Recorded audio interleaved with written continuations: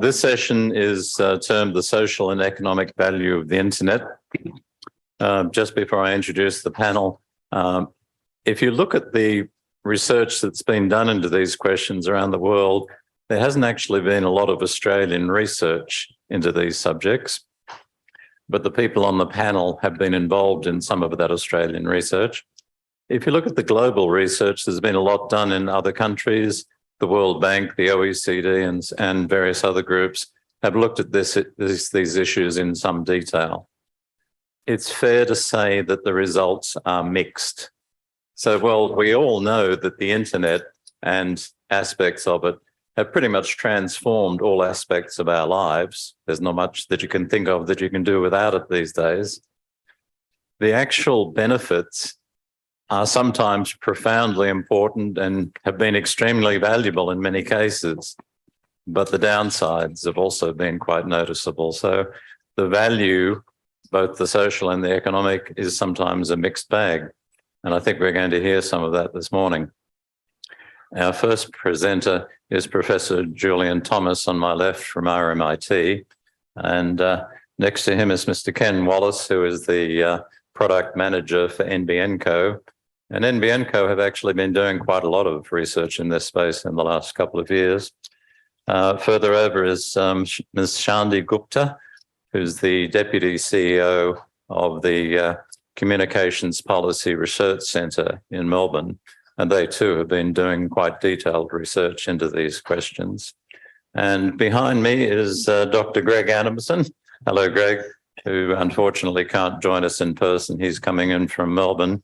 He has several hats, but the most pertinent here is that he's the Vice President of an IEEE panel, which looks at the implications of technology. So I'm going to hand over to Julian in a moment. As I said, this session will explore the impact that the ubiquitous spread of the internet is having on Australians, excuse me, and our society. It will look at the measurable benefits that we are getting, consider the impact on those who may be getting left behind, and discuss the way the internet will potentially affect the working lives of all Australians in future. Professor Julian Thomas on my left will discuss rapid social distribution of the internet and its essential utility in contemporary life, and then use the experience of the recent COVID-19 pandemic as a window into what happens when we rely on the internet for work, for education, social connections, business activity, and critical health information. So I'll hand over to Julian now. Thanks, Keith. And look, it's absolutely wonderful to be back at a net thing, which is both in person and online, and a real pleasure to be part of this this conversation. It's a huge topic to talk about in an hour, and I wanted to, I suppose, make a few points. So, I mean, yes, we can talk about the measurable benefits or value of the internet. I've got a couple of data points that I did want to share with you that go to some of those questions. But the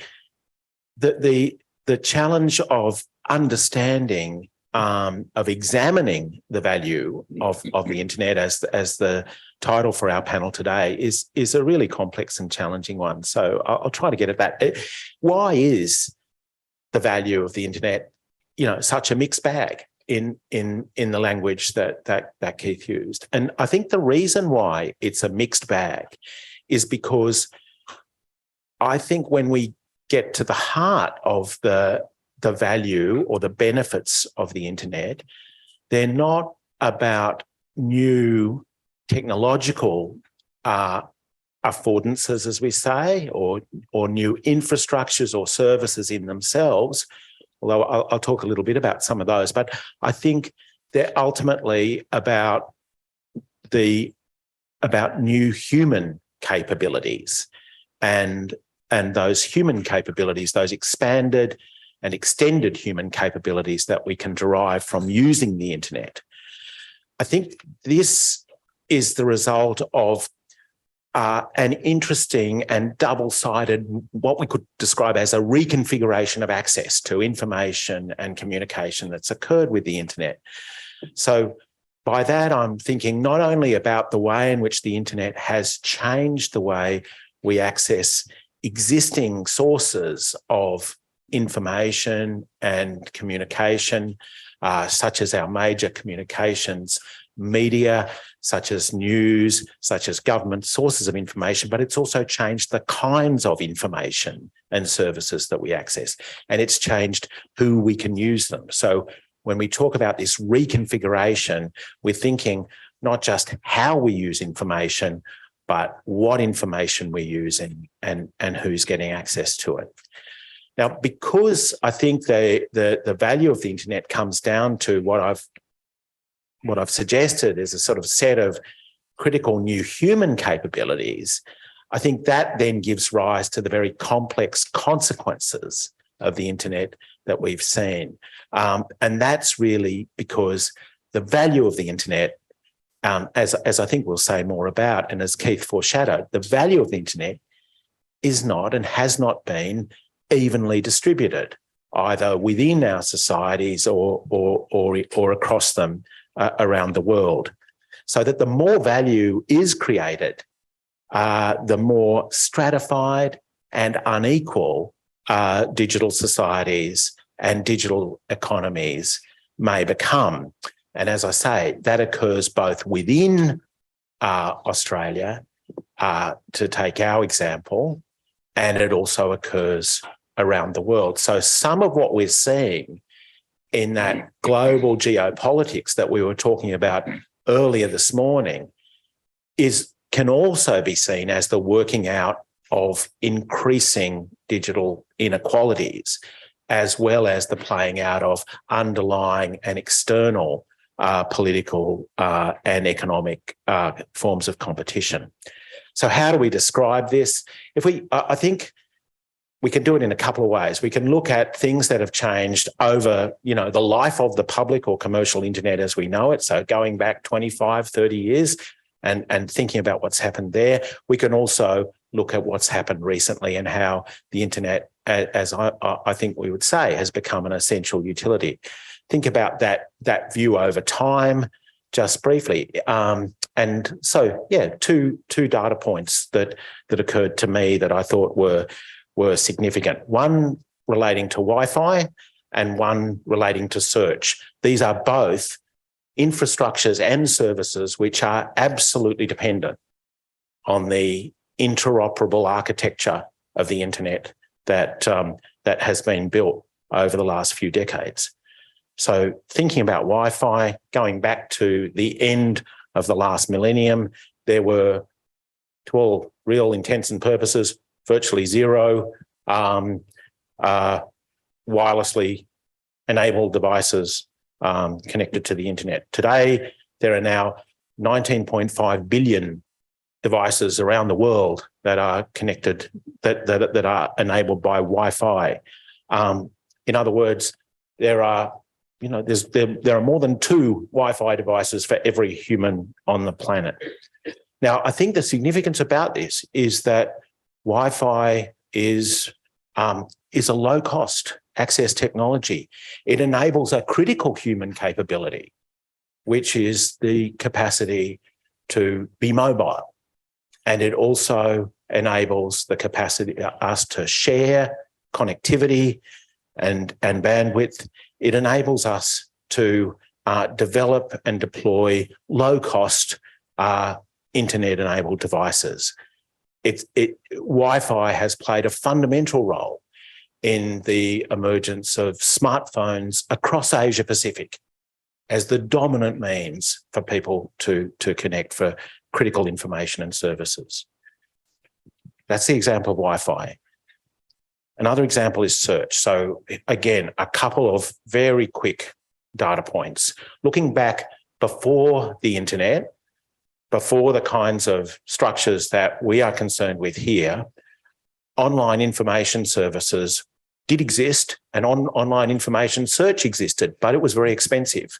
So in 1990 in the UK, a commercially successful search service was developed called FT Search.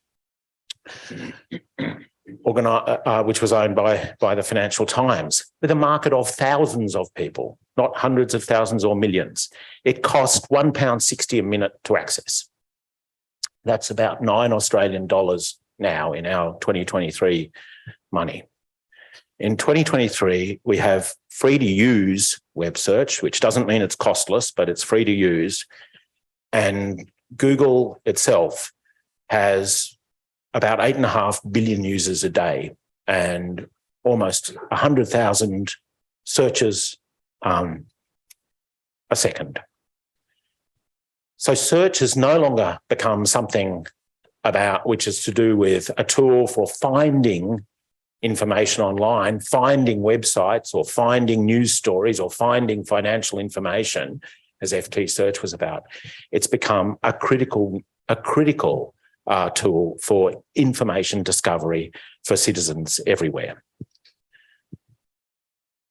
If we think just back the last few years, our experience in Australia of the bushfires of 2019 and 2020, the pandemic over the last few years, I think in that environment we could see the critical utility of, well, both Wi-Fi and search, the internet more generally. As I said, for Keith's summary, for work, for enabling people to stay at work, for enabling people to continue their schooling, for enabling people to maintain social connections locally, communally, and around the world when they needed to enable people to continue to access entertainment and culture and to access critical health information. So when things fall apart, when other kinds of infrastructure collapse, when we can't do the kinds of things we've always expected to be able to do, those sorts of internet services were absolutely critical to enable us to come through the pandemic in better shape than we would otherwise, saving lives certainly, and saving people's work and education as well. But of course not equally, because of all the reasons that we've talked about. The point about seeing the value of the internet, and I'll finish with this point, Keith, the point about seeing the value of the internet in terms of human capability is that what that really means is that the value is ultimately up to us. So the internet gives us the possibility to do lots of things. The pandemic and the response to the fires gives us plenty of examples of what it is possible to do when we need to do them. But it's always going to be up to us to realise that value or to see it play out in less advantageous ways. Well, thanks very much, Julian. I particularly was struck by your phrase, the internet helps us to pull through. It's a perspective that I hadn't actually heard before, but as soon as you said it, I thought, yes, that's actually quite substantial, and putting a monetary value on that is not something that you could easily do, but it certainly is valuable. Our second speaker is Mr. Ken Walliss. He's the product manager for NBNCo, based here in Brisbane. And as I said, NBNCo has been doing quite a bit of research in recent times. And sorry, I've just lost my notes. I'll be with you in a second. So he's going to provide us with some insights into NBN's recent Accenture value research, which highlights the value Australians get from the internet at the hip pocket, how they've saved time, money, and boosted their productivity and income. But like Julian, he'll also flag the unequal distribution of the internet's benefits across the population and what we might do to address this. Ken, I don't know if you want to go up to the podium. So Ken's got some slides. And while he's walking up, I'll just say that it's my intention to leave at least 15 to 20 minutes for Q&A. So if you do have questions as people are going along, there'll be an opportunity to ask at least a few of those. So Ken, over to you. Thanks, Keith. I get the joy to present at a podium, given that I've got some slides. So I don't have many slides. I'll just walk through 3 slides just to take you through some of the research that we've done, as Keith mentioned. We did a couple of reports working with Accenture in 2021, 2022 on the value of the internet. And it took a wide range of information from surveying customers. I should also mention that when I talk today, I will be talking very much from an NBN perspective. So a lot of the data points I'll talk about are more about the use of NBN's network. That's just a function of the sorts of questions that we asked at the time when we worked with Accenture and the type of focus of our study at the time. But certainly when you think about NBN, given how important it is underpinning Australia's internet and use of broadband in Australia, you can extrapolate a lot of the things that I'll talk about more generally to the internet as well. So if I start firstly with the high level, I'll just probably the first thing to note is that the studies that I'll talk to, the Accenture work, is on the NBN's website and is accessible. So I'm not going to try, and it would be would take way too long and probably be way too boring to go through all the data points and the sorts of things that are there. But I'd really encourage you, if you are interested, to go onto the website. There's quite a wealth of different sorts of perspectives on the use of the internet, both over 2021 and 2022. In terms of NBN, just to put that in context, as I said, we've got about 8.5 million homes and premises and businesses connected to the NBN network, and that equates to about 20 million people using every day the NBN's network. It supports about 74% of Australian adults and connects about 80% of downloaded data in Australia. Interestingly, what we've seen over the last few years is that the relative increase in upload data has actually been higher in percentage terms than downloaded data.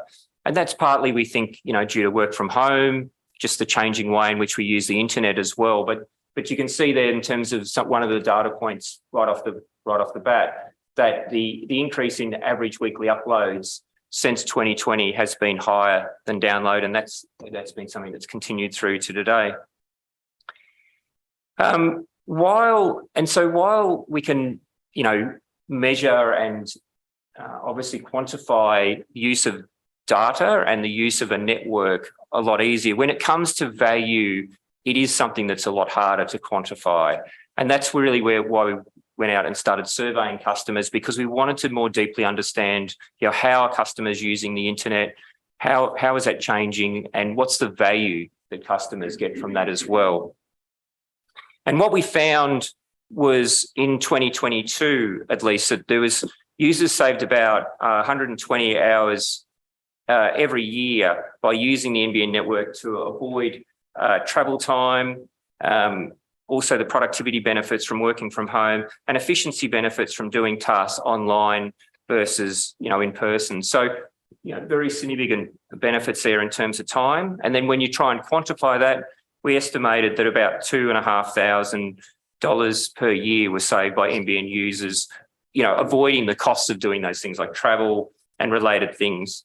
And about 1 in 5 NBN users indicated that they were able to actually boost their income by working remotely over the NBN network, mindful, of course, when the 2021-22 surveys were being done and COVID as well at the time. That's the more economic benefits. If you think about the society benefits, and as Julian mentions, you really do need to think about, human capability and how the internet facilitates the way that we live, as well as the sort of economic benefits that we get. It has really meant, enhanced communication, bringing together, dispersed families, and obviously also helped with getting access to global information, online education, e-health services, those types of things. Interestingly, we found that 97% of those surveyed who engage in education and self-development indicated that they rely on services over the NBN network, and about 92% of those surveys rely on NBN for entertainment. So very high percentages we found during the survey. And we also found that about 2 in 5 users accessed new online only opportunities via services over the NBN network.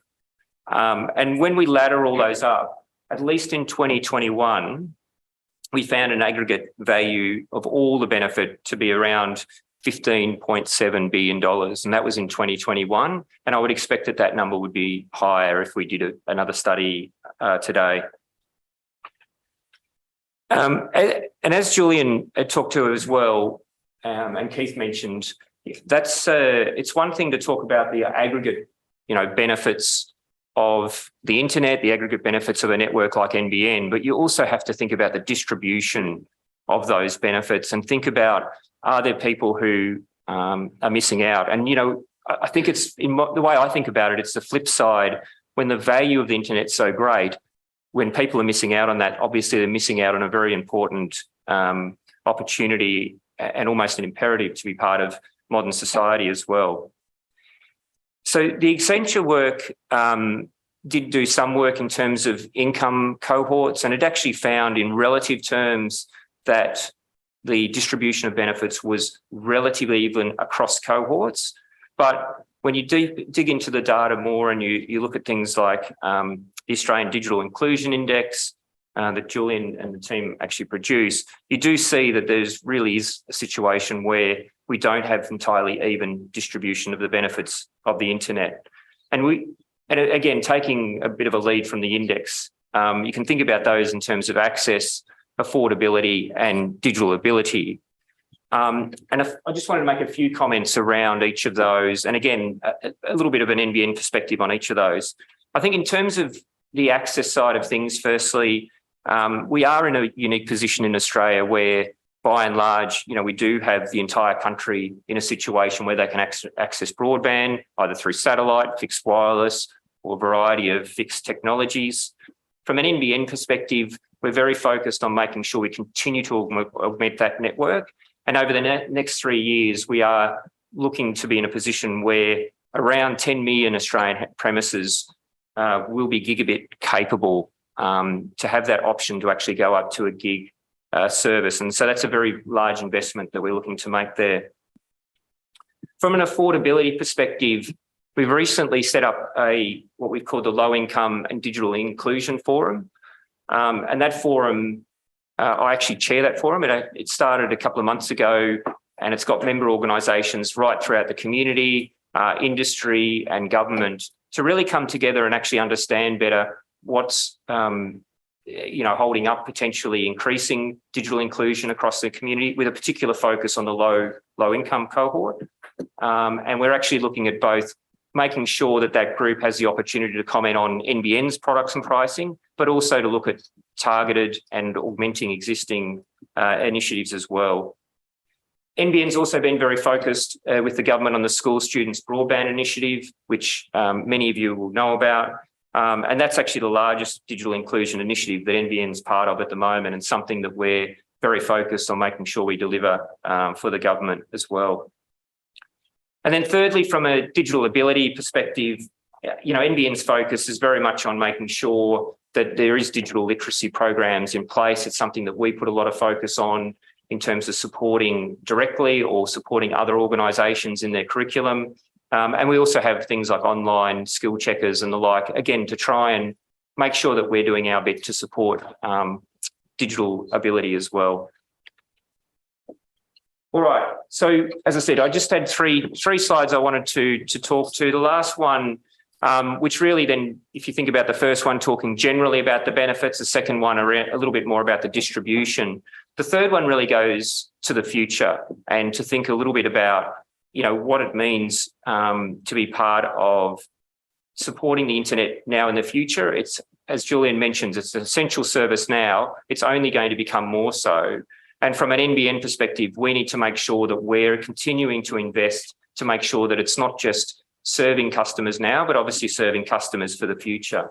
And I mentioned before that we are making very significant investments in making sure that we've got 10 million homes gigabit capable over the next 3 years. We're also investing in our fixed wireless network. We're investing to make sure our satellite propositions are the best they can be as well, to make sure we are supporting the widest possible scope of customers, but also to support them as much as possible in what they need to do as well.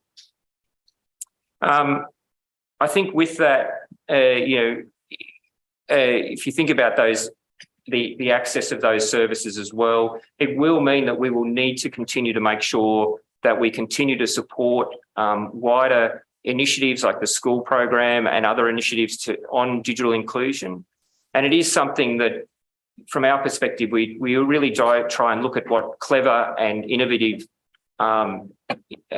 types of local initiatives that are actually working out there, how we can actually augment them or support them, as well as thinking about how we can work better with industry ultimately to support improve digital inclusion, but also improving those aggregate benefits as well.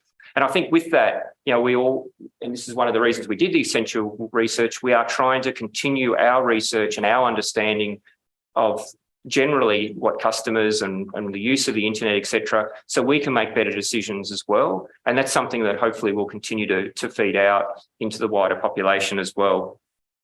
And I think with that, and I'll leave you with this lasting thought, really, if we do tackle some of these things, we do try and make sure that we maximise the value of the internet, we make sure that the distribution of benefits are as even as possible. It really is going to require, across the board efforts from government, from business, from organisations like NBN. And as Julian said, it is going to be something that's really in our hands collectively to make the best of and get the most value of. But thank you. I'll leave it with that.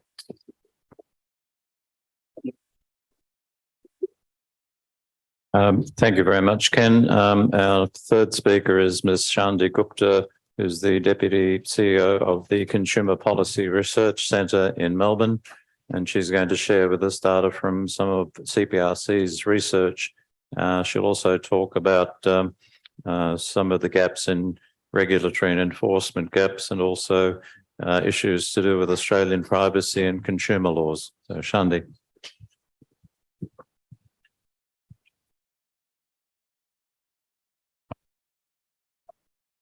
Thank you, Keith, and hello, everyone.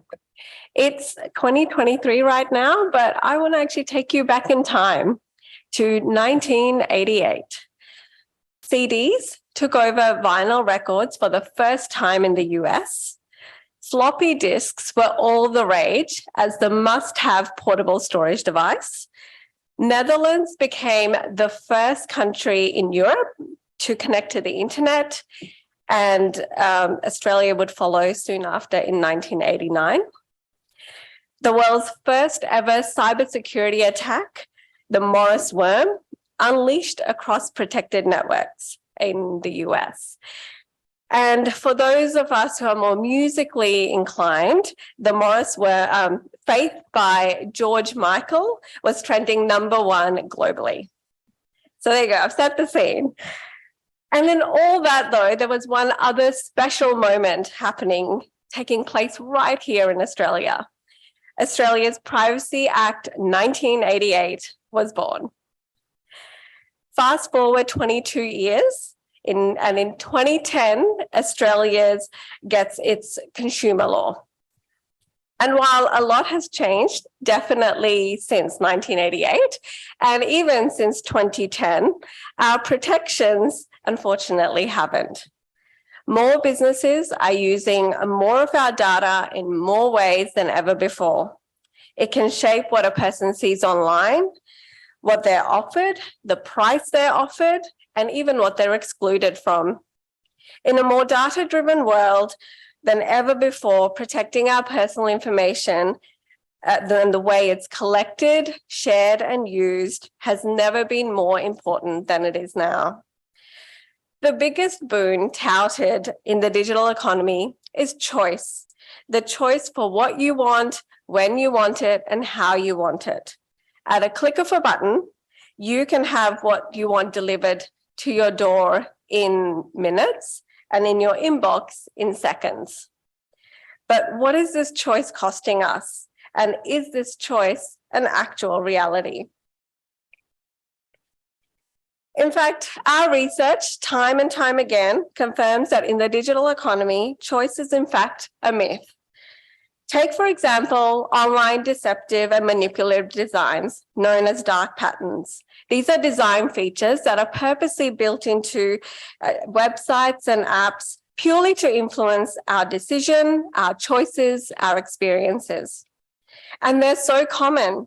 It's from making a cancellation process difficult to unsubscribe from so that you keep your subscription process for things that you no longer need or want, to pre-ticking selections so that you're sharing more of your data with more companies without sometimes you even knowing. And it's costing Australians their time, their money, loss of control over their data, and ultimately impacting their well-being as they're being steered to make choices that are not in their best interest. In fact, 83% of Australians have experienced some form of negative consequences because of dark patterns alone, a feature that is so unfair yet so common in our online world today. Then we look at how our personal information is being used, and you start to see that our lack of choice funnels deeper. Australians are not comfortable with a lot of practices that are happening right now. They're not okay with personal information being used to create a profile about them, or having their personal information collected from other companies, or having it sold or shared with other companies. There's also a sense of unfairness when being asked to provide for more information than what is actually needed to deliver the product or service. And almost all Australians expect businesses to really step up and protect them from their information being used in a way that leaves them worse off. For example, if you look at targeted advertising, we found Australians are not okay with the status quo. There's such a high level of discomfort to start with when it comes to having your online behavior monitored. But when that behavior tracking and your personal characteristics are used for targeted advertising, that discomfort only compounds. Of those who are comfortable with some form of targeted advertising, they're definitely looking for better protections, easier ways to opt out, only when they've opted in, or only based on current searches. All very different models to what is currently in place, and there is little to no choice about this. So you might think, well, surely if you're being harmed and if you feel something's not right, there's help available or someone you can talk to, right? Not really. People are already on the back foot trying to navigate 90,000 word privacy policies while a 5-minute timer is counting down for them to finish purchasing their Taylor Swift tickets. Protecting your privacy online is a time-consuming experience. The issue here is that firstly, you may not even know that you've been harmed. And if you do, help is not just a call away. Redress online isn't accessible as it is in other sectors. So mostly people know where to go for help if they're having issues, to say, with their telco or energy provider. But it's not so clear-cut when your privacy or online experience is compromised. If there's anything we can learn from the Medibank, Optus, and Latitude data breaches, it's that even businesses don't have a clear strategy on how to support their customers during such events. And this isn't just about data harms. Our research has shown that people are less likely to pursue a refund, repair, or exchange on a product that they purchased online versus if they had purchased the same product in store. Because, one, people often don't know where to go, as some businesses have purposely hid contact details or made it really difficult to find a returns process. And two, if you do find the process, there is no guarantee that you will be offered a remedy. So where does that leave us? There's a major mismatch between how the digital economy currently operates and what Australians deserve. We need a law against unfair business practices to protect consumers from businesses that unfairly exploit its customers. It's a law that has existed in many jurisdictions around the world. Australia should not be an exception. We, of course, need to update our Privacy Act, which I know the government is looking into at the moment, to help bring our privacy protection framework into the digital age. We need a general safety provision, another law that exists in many other countries around the world, to ensure our digital products and services are safe, and secure before we click add to cart. We also need to see increased enforcement resource for regulators so they can take action before widespread harm occurs. And we need clear pathways for people to access support when experiencing digital harms. One way we think that this could take place is in a form of a digital ombudsman, but also in how customer service online is designed with humans in mind, not chatbots. Australians deserve an experience and the benefits of a digital economy and all the amazing aspects it offers without exploitation, without manipulation, and without barriers. They deserve a digital experience that is fair, safe, and meaningful today and in the future. Thank you, everyone.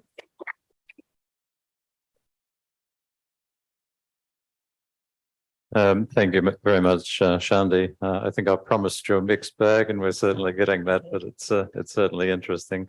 Our final speaker is Dr. Greg Adamson, who's coming to us with several hats, including that of the IEEE, as I mentioned before. Greg's going to focus on the changing nature of work, and indeed whether in a world of generative AI, humans are needed anymore. So, Greg, over to you.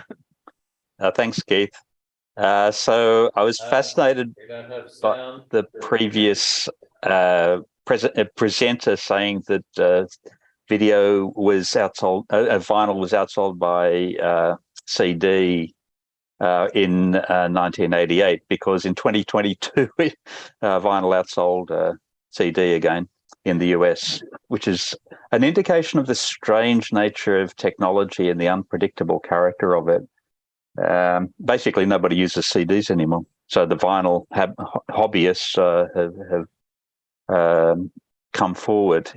We can think about some other terms that were used in those days. People talked about remote work and teleworking, and people don't talk about those anymore. What people talk about today is the crash in office values and in the real estate industry, and the efforts by large corporations to get their staff to come into the office more than, at half time, 50% of their time. That would have been completely impossible without the internet. We know that this is just it's just been completely transforming. I actually think I loved Ken's presentation, but I think those dollar figures underestimated. If you figured out all the costs, the car costs that people haven't driven to work in the last each 12 months at the moment, I think those numbers are really. I think that'd be at the bottom end of the estimate.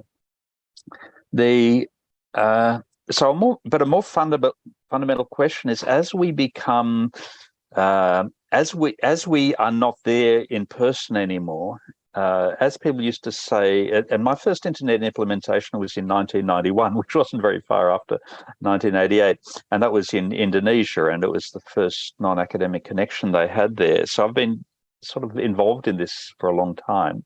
My IEEE involvement through the Society on Social Implications of Technology is sort of interesting, because it's the IEEE that provides Wi-Fi. It's the IEEE that provides the layer 2 network, which is so important, the standard layer 2 standard that's so important to NBNCo. But at the same time, IEEE is also thinking about the societal implications of the technologies we advance. So if nobody knows you're a dog, as people used to say on the internet, does anybody know if you're actually there or not? Does anyone know if ChatGPT is actually generating your work? And that might sound like, we've all heard the stories of people who personally outsource their jobs to somebody in another country, and then for a third of the cost, and then don't do any work. But the number of people who are claimed to be using ChatGPT to do their work or their homework is very high. And the problem there is, there are various problems, but one problem there is if ChatGPT is doing your work, you might think, oh, okay, this is great. I've got ChatGPT to do my work. The next obvious question is, so what's the company paying you for? Why is the university bothering to educate you anymore? do you have a purpose in the world?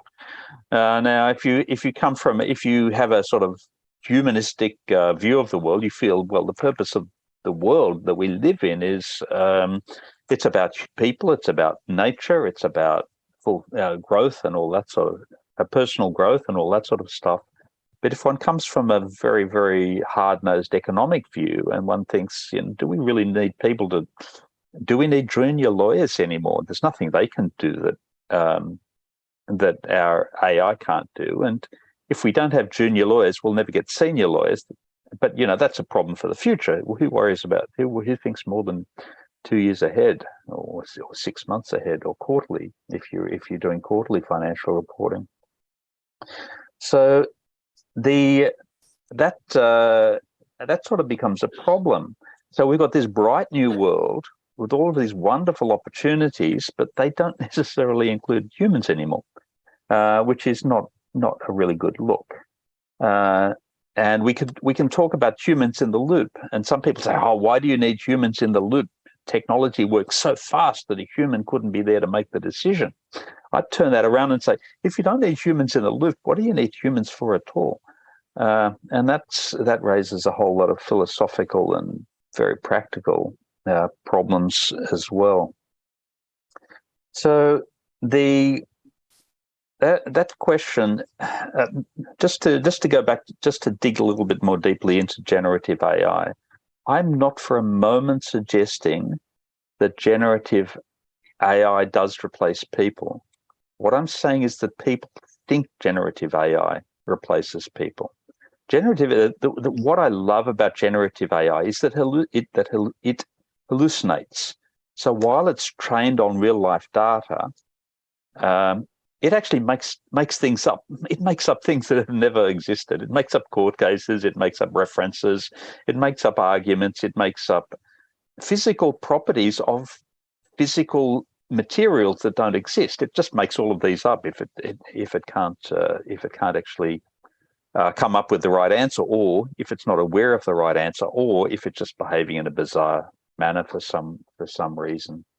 So generative AI is actually a good example of what we need to think about when we're thinking about the use of the internet, because it's the internet that enables the gathering of billions and billions of data points to generate the messages that generative AI is producing.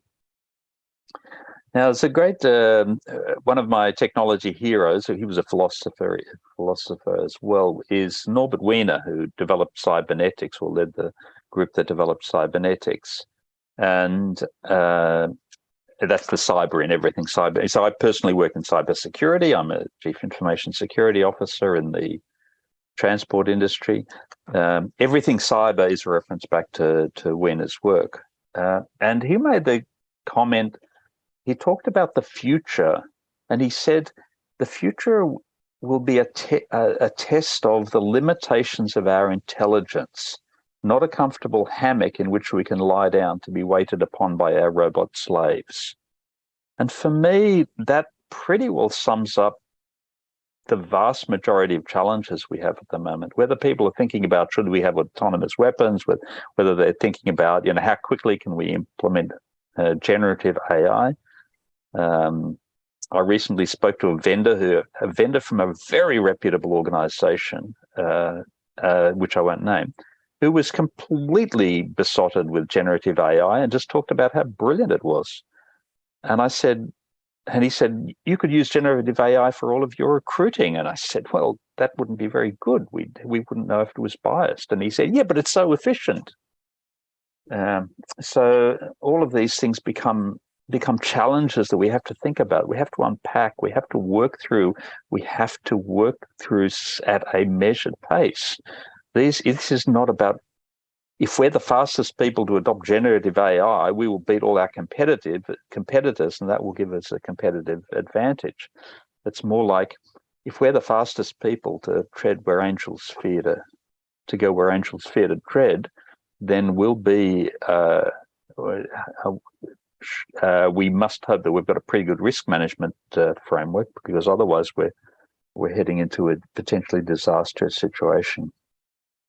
Now, the other, I want to give people I don't want to chew up all the question time. So I'll just finish with one comment about trust. And this is very important. Within many of the discussions of technology, we hear the phrase, like word for word, we hear the phrase, it's important that users trust technology in order to get the benefits of technology. Now, I'd actually say it's important that users never trust technology, because technology is just it's a black box. We don't know how it works. In almost all cases, we don't know how any complex technology works. And to say that we should trust that in the same way as, I trust a friend, I trust my partner, I trust certain things. That's not what we should do with technology. For technology, we should always be vigilant. We should appreciate the benefits, which have been enormous, but we should always be vigilant. We should not lie down on a hammock and expect our robot slaves to serve us. We must challenge the limits of our intelligence in order to get those benefits.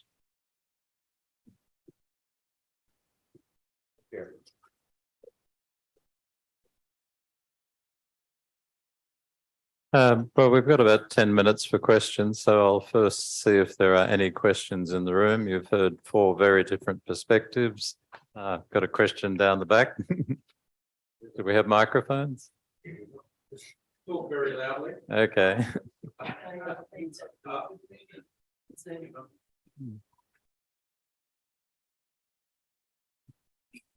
Sorry for the delay. I thought we had microphones ready.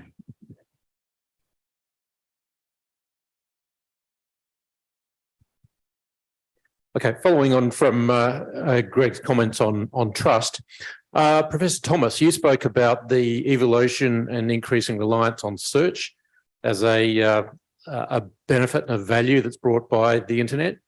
In recent years, there's been increasing concern about the veracity of search results, algorithmic manipulation, advertising, reordering of results, and the results that you never see presented on the screen. To what extent do you think this concern about the truthfulness or completeness of search results is actually might be causing a decrease in perceived value of search results, possibly because of the increasing cost of people having to independently verify that what they are presented as search results is actually true by having to consult multiple independent sources, if they can be bothered? Thanks for the question. It's a great question, and I think it's absolutely right. I totally agree that the declining trust in, say, the digital platforms which manage so many of the services that we use all the time across the internet absolutely will raise the cost of finding value, the information we're looking for. I think what I totally agree with Greg's points. I guess what I'd usually sort of add to that, I suppose, is that I think the consequence of that, the consequence of the point that, of course, we should not trust technologies or the companies or the platforms that deliver them. What I think, our demand should be different, and that should be that those services are trustworthy. So the onus is on them, not on us. And I think that's what we really need in order to maximise the benefits, the potential benefits of the extraordinary capabilities of existing infrastructures and services like those built around search engines. Recording in progress.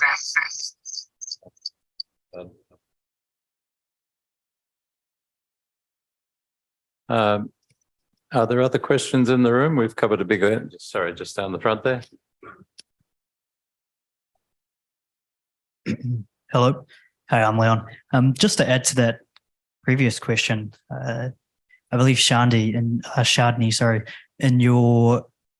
one of your spreadsheet slides, you mentioned only 28% of people felt manipulated. what do we do to educate the other 72% of people? Because as we talk about search results being manipulated, and it's up to the company who's providing those search results to do it vigilantly, what do we do to actually put information out there? Like, we can put laws into place to put protections out there, but realistically, we really need to be thinking about, okay, how do we grow the next generation and obviously the older generations in regards to going, well, you are being manipulated. Most of the things you look at have been passed through many filters. And, you know, what are our plans to kind of, I guess we don't really want to create filters by governance, but at least let people know that there are filters that exist. So, a great question. Consumer education, in a way, has some role to play where governments can raise awareness of what the kind of digital economy we're navigating in and what we're doing, but it can only go so far. What we actually don't want is people having to do a PhD on how to read privacy policies and how to navigate around a really difficult subscription process, or how to work through the pre-selections that are popped through. What we want is those things to be more seamless and frictionless, so that people can engage in a trusting way. And as Julian said before, it's about shifting the onus. At the moment, the onus is very much on individuals to navigate that space. And you say about those who've been manipulated. So in that research specifically, you were to pick your top 3. And so it was only one of many things that someone may have picked. And it also points to the fact that you may not even feel you're being manipulated, which is how cleverly some of these practices are done. And shifting that onus and actually looking at, well, what is the good that we can do? We talk about innovation earlier this morning, and it was like, what can even innovation look like? Does regulation, thought innovation? I'd say innovation is really about looking at what is fair and safe innovation. And if businesses are looking through that mindset, you're going to see shifts where you then don't have to have consumers wondering if they're being manipulated or being educated about manipulation online. Cheers. I suppose if you were to... Sorry, we have another question down here. Oh, can I just bridge it into generative AI as well and just see how that kind of links the two together? Well, we've only got a few minutes, so I think we should share it. Okay. Everyone else okay with it? Sweet. So we can pass a document to generative AI, and it can pass, I don't know, 200 lines of code within seconds. At what point do we start looking at doing policies that, you know, a consumer can then pass on to generative AI to then, you know, reference the two? I've got a 90,000 page document or a letter document, and just link the two up and summarize, going, hey, this is what is happening to you when you click yes here, and let them sort of pass through that faster. I'll just answer really quickly. Using technology for technology to one over the other isn't necessarily the way forward, but what you're suggesting is what, like, at the moment in the Privacy Act they're considering, which is like really simple key steps of information, so everyone sees a unanimous way forward on what are the key points in a privacy issue. It's elements like that we need to start considering. How do we make information as easy as possible for people to digest and make choices that are really meaningful instead of ones that they're just manipulated to make? Okay, we might just go down to the front here. Susan Beats, and I'd also like to acknowledge the Turrbal, Yagara, Waka Waka, Kondamuka, Yugambeh peoples, and everyone has had a long association with these lands. I teach interactive technologies, and I allow people to, at uni, and I allow people to use AI, but I assess critical thinking in relation to the value of that. And what I find is that many of our students from overseas have not been taught how to do critical thinking. And that's from places like Russia and China and many others, actually. And I'd just like to see a lot more responsibility on schools. But I think, you know, in families as well, people are manipulated all the time by parents. You know, like it's not just the internet that's manipulating us or the tools on the internet. So there needs to be a much broader look at, from my perspective, of how to think about this. Thanks very much, Susan. I think we might take that as a comment rather than a question. I've got one more up at the end and then we're going to have to wrap up, I think. There's one more if there's time. You're going to run me over time. Okay, I'm ready to go. So we've had quite a bit of discussion so far about some government regulation as far as consumer protection would be concerned, and most of that's, I would say, quite worthy. But what about when it comes to trustworthiness on government interventions that undermine the fundamental trust of the internet, such as measures that break encryption and the underlying transport layer encryption and so forth that we need to have in order to ensure our security and privacy? Would anyone in the panel like to respond to that? I'll keep it short to say, I think anyone in the process of deploying any form of technology, whether it's a business or a government agency, you need to have people's outcomes in front of mind. And one of the things we've been researching at the moment is things like best interest duty or a duty of care. It's available and it's applied in other in other sectors. So why not in technology?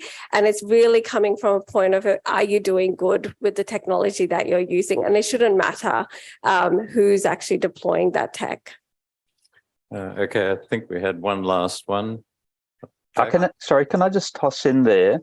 Yeah, sure. IEEE has a policy against backdoors in encryption because we were not able to find a single professional competently knowledgeable to support it. That's out of 420,000 members across the world. Very good point. I think I'm getting wrapped up from the chair, so I'd like to just ask you all to express your applause for a very interesting panel.